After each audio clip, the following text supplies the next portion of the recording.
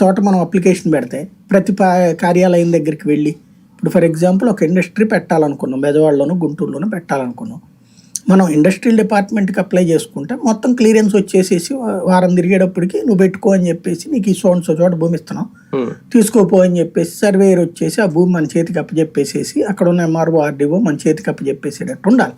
వారం కాకపోతే 10 రోజులు 15 రోజులు 1 నెల రోజులు మరీ సాగతీయకుండా భూమి ఇచ్చేటట్టు ఉండాలి. దాంతోపాటుగా ఆ భూమి అనేటువంటిది ఎక్కడో రవాణా సదుపాయం లేనటువంటి అడ్డకోలు ఏరియాల్లో కాకుండా కాస్త రవాణా రోడ్డుకి దగ్గరలో ఉండి ఇవ్వడం, లేదా ఒకవేళ డీప్ ఏరియాలో ఇచ్చేటట్టయితే కనుక అక్కడి నుంచి కనెక్టివిటీ రోడ్డు వేసేయడం కానీ, అట్లాగే అక్కడ పవర్ సప్లై కరెక్ట్గా ఉండాలి. ఎందుకంటే ఇండస్ట్రీ నడపాలంటే పెద్ద ఎత్తున ట్రాన్స్ఫార్మర్లు పవర్ ఆ ఏరియాలో హైయెస్ట్ సప్లై ఉండాలి, హై టెన్షన్ విద్యుత్ లైన్లు ఉండాలి, అవన్నీ చూసి ఇవ్వాలి.